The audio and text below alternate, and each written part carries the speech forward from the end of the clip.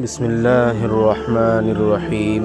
میں نے اس کپڑے کے متعلق جس میں جنابت یعنی ناپاکی کا اثر آ گیا ہو سلیمان بن یسار سے سنا۔ وہ کہتے تھے کہ حضرت عائشہ رضی اللہ عنہا نے فرمایا کہ میں رسول کریم صلی اللہ علیہ وسلم کے کپڑے سے منی کو دھو ڈالتی تھی، پھر آپ نماز کے لیے باہر نکلتے اور دھونے کا نشان یعنی پانی کے دھبے کپڑے میں ہوتے۔ وہ رسول کریم صلی اللہ علیہ وسلم کے کپڑے سے منی کو دھو ڈالتی تھیں۔ وہ فرماتی ہیں کہ پھر کبھی میں ایک دھبا یا کئی دھبے دیکھتی تھی۔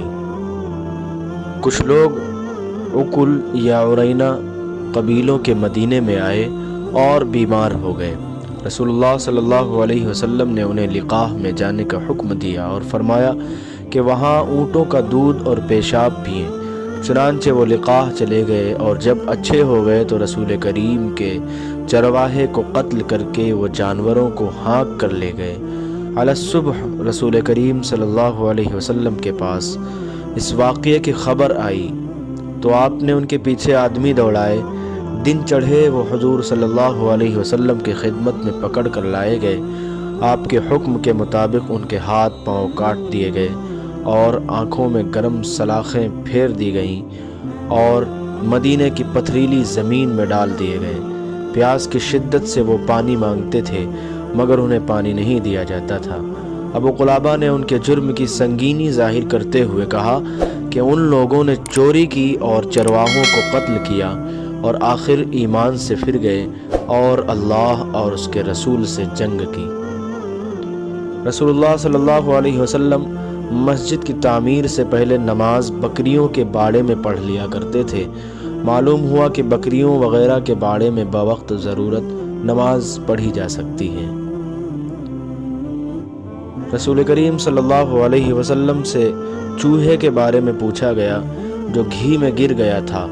فرمایا اس کو نکال دو اور اس کے آس پاس کے گھی کو نکال پھینکو اور اپنا باقی گھی استعمال کرو۔ رسول کریم صلی اللہ علیہ وسلم سے چوہے کے بارے میں دریافت کیا گیا جو گھی میں گر گیا تھا۔ آپ نے فرمایا کہ اس چوہے کو اور اس کے آس پاس کے گھی کو نکال کر پھینک دو۔ معان کہتے ہیں کہ مالک نے اتنی بار کہ میں گن نہیں سکتا۔ یہ حدیث ابن عباس سے اور انہوں نے حضرت میمونہ سے روایت کی ہے۔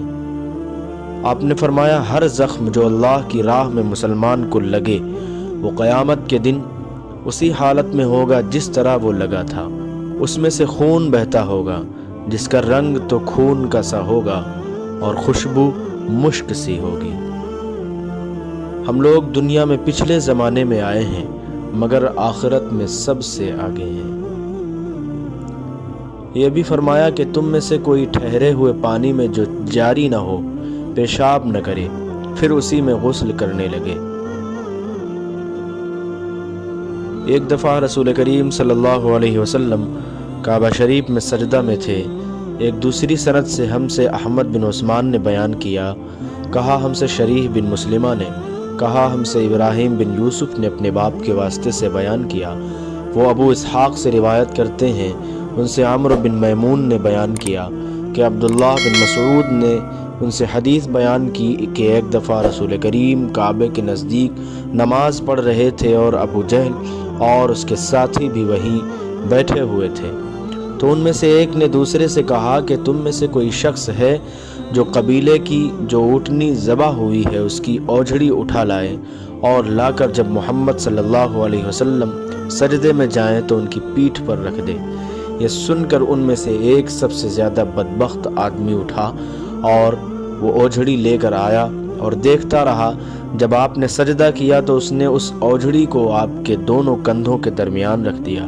عبداللہ بن مسعود کہتے ہیں میں یہ سب کچھ دیکھ رہا تھا مگر کچھ نہ کر سکتا تھا، کاش اس وقت مجھے روکنے کی طاقت ہوتی۔ عبداللہ کہتے ہیں کہ وہ ہنسنے لگے اور ہنسی کے مارے لوٹ پوٹ ہونے لگے اور رسول اللہ صلی اللہ علیہ وسلم سجدے میں تھے، بوجھ کی وجہ سے اپنا سر نہیں اٹھا سکتے تھے، یہاں تک کہ حضرت فاطمہ رضی اللہ عنہا آئیں اور وہ بوجھ آپ کی پیٹھ پر سے اتار کر پھینکا۔ تب آپ صلی اللہ علیہ وسلم نے سر اٹھایا، پھر 3 بار فرمایا یا اللہ تو قریش کو پکڑ لے۔ یہ بات ان کافروں پر بہت بھاری ہوئی کہ آپ نے انہیں بد دعا دی عبداللہ کہتے ہیں کہ وہ سمجھتے تھے کہ اس شہر یعنی مکہ میں جو دعا کی جائے وہ ضرور قبول ہوتی ہے۔ پھر آپ نے ان میں سے ہر ایک کا جدا جدا نام لیا کہ اے اللہ ان ظالموں کو ضرور ہلاک کر دے۔ ابو جہل، عتبہ بن ربیعہ، شیبہ بن ربیعہ، ولید بن عتبہ، امیہ بن خلف اور عقبہ ابن ابی معیط کو 7ویں آدمی کا نام بھی لیا، مگر مجھے یاد نہیں رہا۔ اس ذات کی قسم جس کے قبضے میں میری جان ہے کہ جن لوگوں کے بد دعا کرتے وقت آپ صلی اللہ علیہ وسلم نے نام لیے تھے، میں نے ان کی لاشوں کو بدر کے کنویں میں پڑا ہوا دیکھا۔